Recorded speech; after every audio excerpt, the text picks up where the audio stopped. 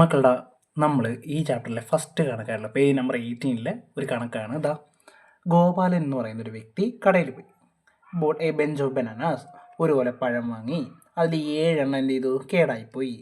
അതെന്ത് ചെയ്തു? പുള്ളി റിമൂവ് ചെയ്തു. അങ്ങനെയാണെങ്കിൽ ബാക്കി ഇപ്പം എണ്ണി നോക്കിയപ്പോൾ 46 ഉണ്ട്. അതായത് പുള്ളി ഇതാ ഇങ്ങനെ ഒരു കടയിൽ പോയിട്ട് കുറേ ഇങ്ങനെ പഴം മേടിച്ചിടാ. കൊലയാന്നൊക്കെ വിചാരിച്ചോണോടാ, കൊലപ്പഴം മേടിച്ചേടാ. കൊലപ്പഴം മേടിച്ചതിൽ പുള്ളി എണ്ണിയും നോക്കില്ല കേട്ടാ. അതിൻ്റെ അകത്ത് 7 കേടായിപ്പോയി. 7 പുള്ളി എടുത്ത് എന്ത് ചെയ്ത്? ദൂരെ കളഞ്ഞിട്ട് പുള്ളി എണ്ണി നോക്കിയപ്പം അതിൽ എത്ര എണ്ണം ഉണ്ട്? 46 ഉണ്ട്. അങ്ങനെയാണെങ്കിൽ ആദ്യം പുള്ളി മേടിച്ച ഇതിൻ്റെ അകത്ത് എത്ര എണ്ണം ഉണ്ടായിരുന്നാണ് ചോദിച്ചത്. അതായത് പുള്ളി ആദ്യം എത്ര എണ്ണം കൊലയിൽ എത്ര പഴം ഉണ്ടായിരുന്നാണ് ചോദിച്ചത്. അപ്പോൾ നമുക്ക് ആ കൊലയിൽ എത്ര പഴം ഉണ്ടെന്ന് നമുക്ക് അറിഞ്ഞുകൂടാ അല്ലേ? നമുക്കപ്പോൾ എന്ത് ചെയ്യാം? നമുക്ക് എടുക്കാം ആ ബനാനാസിൻ്റെ എണ്ണത്തിനെ നമുക്ക് എന്തെടുക്കാം? ബനാനാസ് നമുക്ക് എക്സ് എന്നെടുക്കാം. അറിയത്തില്ലല്ലോ, ആദ്യം എക്സ് എണ്ണം ഉണ്ടായിരുന്നു. പുള്ളി എക്സ് എണ്ണത്തിൽ 7 വലിച്ചെറിഞ്ഞ് കളഞ്ഞു. കളയുമ്പോൾ മക്കൾ ടോട്ടൽ എണ്ണത്തിൽ നിന്ന് കളയുമ്പോൾ മൈനസ് അല്ലേ? 7 അല്ലേ കളഞ്ഞത്? കളഞ്ഞിട്ട് എണ്ണി നോക്കിയപ്പോൾ പുള്ളിക്ക് എത്ര എണ്ണം ഉണ്ട്? കളഞ്ഞാൽ 46 വരും.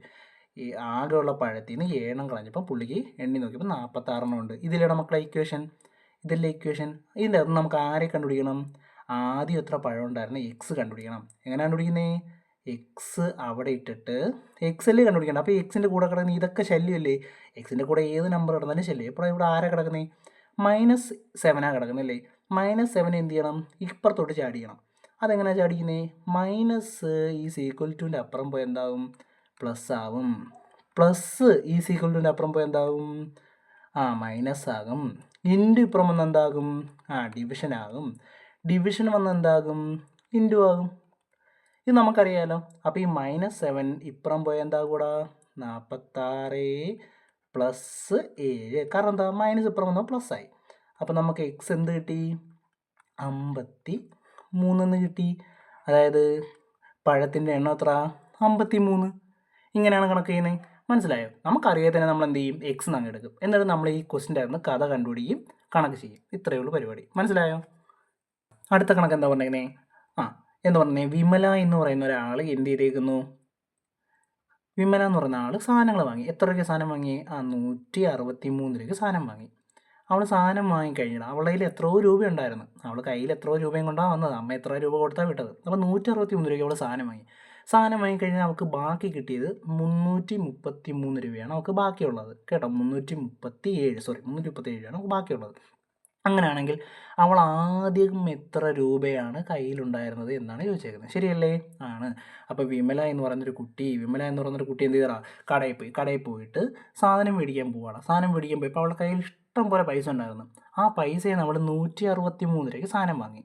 സാധനം വാങ്ങിയിട്ട് അവൾ ബാക്കി കടക്കാരൻ 337 രൂപ കൊടുത്ത്. അങ്ങനെയാണെങ്കിൽ അവൾ ആദ്യം എത്ര രൂപയാണ് കൊണ്ടുപോയെന്ന് ചോദിച്ചേക്കുന്നത്. നമുക്കറിയാത്ത ആളെ നമ്മൾ എന്തെടുക്കും? എക്സ് എന്നെടുക്കും. നമ്മളിപ്പോൾ എന്ത് എഴുതും? നമ്മുടെ കയ്യിലുണ്ടായിരുന്നത് നമ്മൾ എന്തെടുക്കും? Total rupees. നമ്മളുടെ കയ്യിലുണ്ടായിരുന്ന ടോട്ടൽ റുപ്പീസിനെ നമുക്ക് എന്തെടുക്കാം? എക്സ് എന്ന് എടുക്കാം. ശരിയല്ലേ? അവൾ എന്താ ചെയ്തേ? ഈ കയ്യിലുണ്ടായിരുന്ന പൈസയിൽ നിന്ന്, കഥ നമുക്ക് ഇങ്ങനെയല്ലേ, കയ്യിലുണ്ടായിരുന്ന പൈസയിൽ നിന്ന് അവൾ എത്ര രൂപയ്ക്കാണ് സാധനം വാങ്ങി?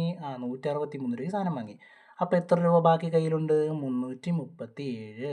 അതായത് ടോട്ടൽ ഉണ്ടായിരുന്ന പൈസയിൽ നിന്ന് 163 രൂപ പോയപ്പം ബാക്കി അവളുടെ കയ്യിൽ 337. ശരിയല്ലേ? ഇതിന് ആരെ കണ്ടുപിടിക്കണം? എക്സിനെ കണ്ടുപിടിക്കണം. എക്സ് എങ്ങനെ കണ്ടുപിടിക്കുന്നത്? ഈ മൈനസ് അങ്ങ് അപ്പുറം പോകുമ്പോൾ എന്താകും? നമ്മൾ പഠിച്ചാൽ മൈനസ് അപ്പുറം പോകുമ്പോൾ എന്താകും? പ്ലസ്. അതായത് 337 + 163 എത്ര? അവളുടെ അമ്മ എത്ര രൂപയാണ് കൊടുത്തു വിട്ടേ? 500 രൂപയാണ് കൊടുത്തു വിട്ടേ. ഇങ്ങനെ ചെയ്യുന്നത് മനസ്സിലായോ? അതായത് അവളുടെ കയ്യിൽ ആകെ ഉണ്ടായിരുന്നത് പ്രൈസ് എക്സ് ആയിരുന്നു. അതിൽ നിന്ന് 163 രൂപ അവൾ ചിലവാക്കി. ബാക്കി 337 രൂപ. അതിന് നമ്മൾ ആരെ കണ്ടുപിടിച്ചു? എക്സിനെ കണ്ടുപിടിച്ചു. മനസ്സിലായോടാ? മകളുടെ അടുത്ത ക്വസ്റ്റ്യൻ എന്താ ചോദിച്ചിരുന്നേ? What number becomes 321 on subtracting എന്താണ്? 123. അതെന്ന് എന്താ ചോദിച്ചിരുന്നേ? ഏത് സംഖ്യയിൽ നിന്നാണ് 123 കുറയ്ക്കുമ്പം 321 ആകുന്നതെന്ന്. ഏതോ ഒരു സംഖ്യയുടെ മക്കളെ, ഏതോ ഒരു സംഖ്യയിൽ നിന്നും എന്ത് ചെയ്യുന്നു, 123 കുറച്ചാൽ എത്ര കിട്ടുമെന്നാണ് പറഞ്ഞേ? 321 കിട്ടുമെന്നാണ് പറഞ്ഞത്. അപ്പം നമ്മുടെ കഥ ഇങ്ങനല്ലേ ആണ്. ഇന്ന് ആരെ കണ്ടുപിടിക്കണം? ഏത് സംഖ്യ എന്നല്ലേ ചോദിച്ചേക്കുന്നത്? ഏത് സംഖ്യ? എക്സ് ആണ് അപ്പോൾ കണ്ടുപിടിക്കേണ്ടത് അല്ലേ? എക്സ് കണ്ടുപിടിക്കാൻ എന്ത് ചെയ്യണം? ഈ മൈനസ് ഇത് എന്ത് ചെയ്യണം? അപ്പുറം പോകണം. -123 എന്ത് ചെയ്യണം? അപ്പുറം പോകണം. അപ്പോൾ എന്ത് വരും? 123 321 അടുത്തോട്ട് വരുമ്പോൾ മൈനസ് അല്ലേ, വരുമ്പോൾ എന്താകും? പ്ലസ് ആകും. ഇത് നമ്മൾ എന്ത് ചെയ്യണം? കൂട്ടി നോക്കണം. 444 വരും. അതായത് 444 നിന്നും 123 കുറച്ചാൽ 321 കിട്ടും. ഇത്രയേ ഉള്ളൂ മക്കളേടാ. പേജ് നമ്പർ 18 അടുത്ത ക്വസ്റ്റ്യനാണ്. The salary of A manager of an office is 5 times the salary of the peon. അപ്പം നിങ്ങൾ എന്താ പറയുന്നത്? ഒരു മാനേജറിൻ്റെ സാലറി, ഓഫീസിലെ മാനേജറിൻ്റെ സാലറി എന്ന് പറയുന്നത് പിയൂണിൻ്റെ സാലറിയുടെ 5 ഇരട്ടിയാണെന്നാണ് പറഞ്ഞേക്കുന്നത്. അപ്പം മാനേജർ നിങ്ങളാണെന്ന് വിചാരിക്കുക. അപ്പം പിയൂണിന് എത്രയാണോ സാലറി അതിൻ്റെ 5 ഇരട്ടി നിങ്ങൾക്ക് കിട്ടും. മാനേജറിന് 75,000 രൂപയാണ് ഒരു മാസം കിട്ടുന്നത്. നിങ്ങൾക്ക് അപ്പോൾ 75,000 രൂപയാണ് കിട്ടുന്നത്. അങ്ങനെയാണെങ്കിൽ പിയൂണിൻ്റെ സാലറി എത്രയാണെന്ന് ചോദിച്ചിരുന്നത്. അപ്പോൾ ഇവിടെ നമുക്ക് അറിയാത്തത് പിയൂണിൻ്റെ സാലറി. അറിയാത്തവരെ നമ്മൾ എന്ത് കൊടുക്കും? എക്സ് എന്ന് കൊടുക്കും. അപ്പോൾ നമുക്ക് എഴുതാം സാലറി ഓഫ് പിയൂണിൻ്റെ സാലറി കേട്ടോ. പിയൂണിൻ്റെ സാലറി നമുക്ക് എന്താ എടുക്കുന്നത്? നമ്മൾ എക്സ് എന്ന് എടുത്തു. ശരിയല്ലേ? പിയൂണിൻ്റെ സാലറി നമുക്കറിയത്തില്ല, അതുകൊണ്ട് എക്സ് എന്ന് എടുത്തു. ഇവിടെ എന്താ പറഞ്ഞേക്കുന്നത്? പിയൂണിൻ്റെ സാലറിയുടെ 5 ഇരട്ടിയാണ് ആരുടെ സാലറി? മാനേജറിൻ്റെ സാലറി എന്നല്ലേ പറഞ്ഞേക്കുന്നത്. അപ്പോൾ ഇതല്ലേ അതിൻ്റെ കഥ എന്ന് പറയുന്നത്. പിയൂണിൻ്റെ സാലറിയുടെ 5 ഇരട്ടി എന്ന് പറയുമ്പോൾ ഇൻറ്റു ഇല്ലേടാ മക്കളെ, അതാണ് ആരുടെ സാലറി? മാനേജറിൻ്റെ സാലറി. അപ്പോൾ നമുക്ക് ആരെ കണ്ടുപിടിക്കണ്ടേ? പിയൂണിൻ്റെ സാലറി കണ്ടുപിടിക്കാൻ ഇൻറ്റു അപ്പുറത്ത് പോകുമ്പം ഈ സീക്വൽസിൻ്റെ അപ്പുറം പോകുമ്പോൾ എന്താണ് നമ്മൾ പഠിച്ചു? ഡിവിഷൻ വരും. അതായത് ഇതാണ്ട് 75നെ നമുക്ക് എന്ത് ചെയ്യാം? 5 കൊണ്ട് ഡിവൈഡ് ചെയ്യാം. അപ്പോൾ എന്താണ്? 15,3,0. അതായത് പിയൂണിൻ്റെ സാലറി എക്സ് നമുക്ക് എന്ത് കിട്ടി? 15,000 കിട്ടി. അപ്പോൾ സാലറി ഓഫ് പിയൂൺ എത്രയാണ്? 15,000. മനസ്സിലായോ? ഇത്രയേ ഉള്ളൂ.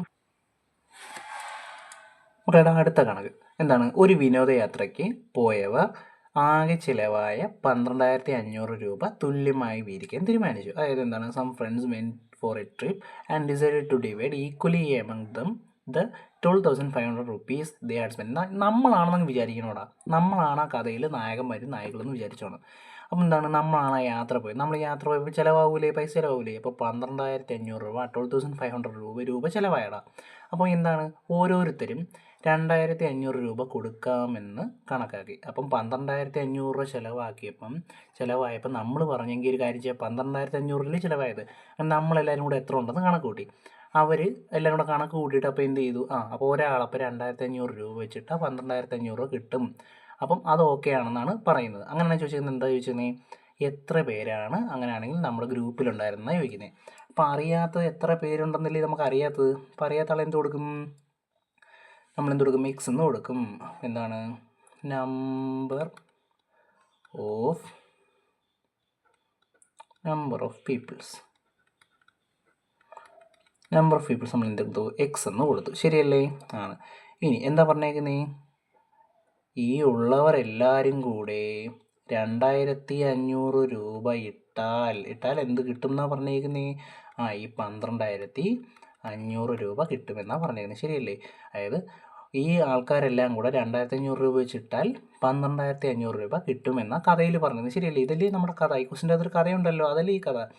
ആകെയുള്ളവർ ഇപ്പോൾ 10 പേരാണെങ്കിൽ 10 പേര് 2,500 ഇട്ടാൽ ഒരു എമൗണ്ട് ആവും. 100 പേരാണെങ്കിൽ 100 പേര് 2,500 ഇട്ടാൽ ഒരു എമൗണ്ട് ആവും. ഇവിടെ അപ്പം എക്സ് പേര് എത്ര ആൾക്കാർ 2,500 രൂപ ഇട്ടാൽ എന്ത് കിട്ടും? 12,500 രൂപ തികയും എന്നാണ് പറയുന്നത്. അങ്ങനെ ഈ ആൾക്കാരുടെ എണ്ണമല്ലേ കണ്ടുപിടിക്കേണ്ടത്. നമുക്കപ്പോൾ ആരെ കണ്ടുപിടിക്കേണ്ടത്? എക്സ് ആണ് കണ്ടുപിടിക്കേണ്ടത് അല്ലേ? അപ്പോൾ ഈ ഇൻറ്റു 2,500 എന്ത് ചെയ്യണം? ഈക്വൽ ടുൻ്റെ അപ്പുറം തട്ടണം. കാരണം എക്സ് കണ്ടുപിടിക്കണ എക്സ് മാത്രം അവരുടെ ഈക്വൽ ടുൻ്റെ അപ്പുറം എല്ലാവരെയും കൊണ്ടുപോകണം. അപ്പോൾ ഇൻറ്റു 2,500 അപ്പുറം പോകുമ്പോൾ എന്താകും? നമുക്കറിയാം ഇൻറ്റു അപ്പുറം പോയാൽ എന്താകും? നമുക്കറിയാം ഡിവിഷൻ ആകും എന്ന് നമുക്ക് അറിയാം.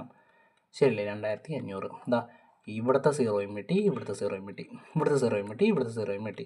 അപ്പം നമുക്ക് എന്ത് വരുവാടാ? നമുക്കിപ്പം 5 എന്ന് ഡിവിഷൻ ചെയ്യുമ്പോൾ കിട്ടും. 125/25 എത്രയാണ്? 5. അപ്പം എത്ര പേരുണ്ട്? എക്സിൻ്റെ വാല്യൂ കിട്ടി 5. എത്ര പേരുണ്ട്? 5. ഇത്രയേ ഉള്ളൂ. സെറ്റല്ലേ? അടുത്ത question. A number multiplied by 12. ഏതോ ഒരു നമ്പറിനെ 12 കൊണ്ട് മൾട്ടിപ്ലൈ ചെയ്തു. അപ്പോൾ എത്ര കിട്ടി? 12 കൊണ്ട് മൾട്ടിപ്ലൈ ചെയ്തപ്പം എന്ത് ഗിവ്സ്? 756 കിട്ടി. അതായത് ആ നമ്പർ നമുക്കറിയാത്ത ആളെ നമ്മൾ എന്തെടുക്കും? നമ്മൾ ഇപ്പോഴും പറഞ്ഞുകൊണ്ടിരിക്കുന്ന കാര്യം, അറിയാത്ത ആളെ നമ്മൾ എന്തെടുക്കും? നമ്മൾ അറിയാത്ത ആളെ നമ്മൾ എന്തെടുക്കും? എക്സ് എന്ന് എടുക്കും. ശരിയല്ലേ? അപ്പോൾ എന്താ പറയുന്നത്? ആ കഥ പറയാം. നമ്പറിൻ്റെ കൂടെ ഒരു 12 കൊണ്ട് മൾട്ടിപ്ലൈ ചെയ്തപ്പം അവന് 756 കിട്ടി. അങ്ങനെയാണെങ്കിൽ എക്സ് എന്താ മക്കളെ? എക്സല്ലേ നമുക്ക് ആ നമ്പർ ഏതാണെന്നല്ലേ അറിയേണ്ടത്. ഇൻറ്റു 12 അപ്പുറം പോയി എന്താകും? ഡിവിഷൻ. ഡിവിഷൻ 12 കൊണ്ട് ഡിവൈഡ് ചെയ്യണം. അപ്പോൾ 756 12 കൊണ്ട് ഡിവൈഡ് ചെയ്ത് നോക്ക്. ആൻസർ 63 എന്ന് വരും. അപ്പോൾ നമ്പർ 63. അങ്ങനെയാണെങ്കിൽ ഒരു കാര്യം ചെയ്യാം. അടുത്ത കണക്ക് ഞാൻ ഹോംവർക്ക് തരാം. 4ാമത്തെ കണക്ക് നിങ്ങൾക്ക് ഹോംവർക്ക്. എന്നാൽ നമ്മൾ അടുത്ത ക്ലാസ്സിൽ അതിൻ്റെ ആൻസർ എന്ത് ചെയ്യും? പബ്ലിഷ് ചെയ്യും. ഓക്കെ അല്ലേ? സെറ്റ്. ഇതേപോലത്തെ ക്വസ്റ്റിനാണ്, സെയിം ക്വസ്റ്റിനാണ്. 4ാമത്തെ കണക്ക് ഹോംവർക്ക്. ഓക്കെ അല്ലേ?